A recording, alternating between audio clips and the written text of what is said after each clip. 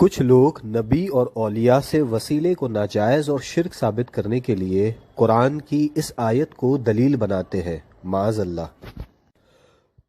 Video کو آخر تک دیکھیں۔ اور یہ لوگ اللہ کے سوا ایسی چیزوں کی پرستش کرتے ہیں جو نہ ان کا کچھ بگاڑ ہی سکتی ہیں اور نہ کچھ بھلائی کر سکتی ہیں، اور کہتے ہیں کہ یہ اللہ کے پاس ہماری سفارش کرنے والے ہیں۔ کہہ دو، کیا تم اللہ کو ایسی چیز بتاتے ہو جس کا وجود اسے نہ آسمانوں میں معلوم ہوتا ہے اور نہ زمین میں؟ وہ پاک ہے اور اس کی شان ان کے شرک کرنے سے بہت بلند ہے۔ اس آیت میں کہیں پر بھی نبی یا اولیاء کا ذکر نہیں، اور نہ ہی یہ آیت مسلمانوں کے لیے نازل ہوئی، بلکہ یہ آیت بتوں کے تعلق سے اور کفاروں کے متعلق نازل ہوئی ہے۔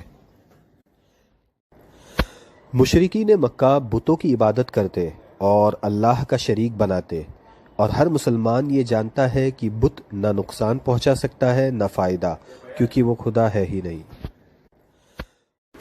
مشرکین اپنے بتوں کو سامنے رکھ کر کہتے کہ یہ ہمارے سفارشی ہے، مگر ان کا یہ عقیدہ کہ یہ جھوٹے خدا ان کی سفارش کریں گے یہ ممکن ہی نہیں، کیونکہ حقیقت میں یہ صرف پتھر تھے اور انہیں کسی چیز کا اختیار ہی نہیں۔ اس لیے اللہ نے فرمایا کہ یہ انہیں نہ فائدہ پہنچا سکتے ہیں اور نہ نقصان۔ اب کفاروں کے اس عمل کو مسلمانوں سے تشبیہ دینا کتنا بڑا ظلم اور جہالت ہے۔ مسلمان نبی کو نہ خدا مانتے ہیں نہ اللہ کا شریک، اور نبی اللہ کے نیک بندے ہیں۔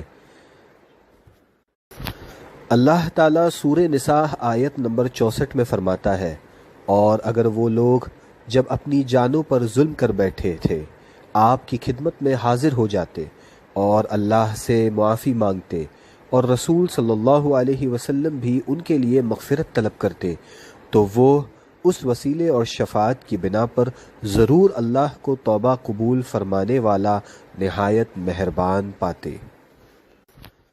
اللہ خود مسلمانوں سے فرما رہا ہے کہ نبی کے پاس جا کر مغفرت کی دعا کرو، اور اگر نبی تمہاری سفارش فرمائے تو میں تمہیں معاف فرما دوں گا، اور صحابہ نے یہ عمل کیا اور انہیں فائدہ بھی پہنچا۔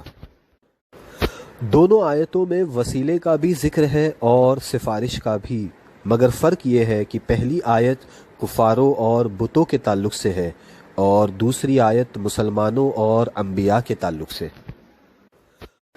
اب جو لوگ کفاروں کے حق میں نازل ہونے والی آیتوں کو مسلمانوں پر چسپاں کرے، ان کے بارے میں حدیث صحیح میں کیا کہا گیا ہے دیکھیں۔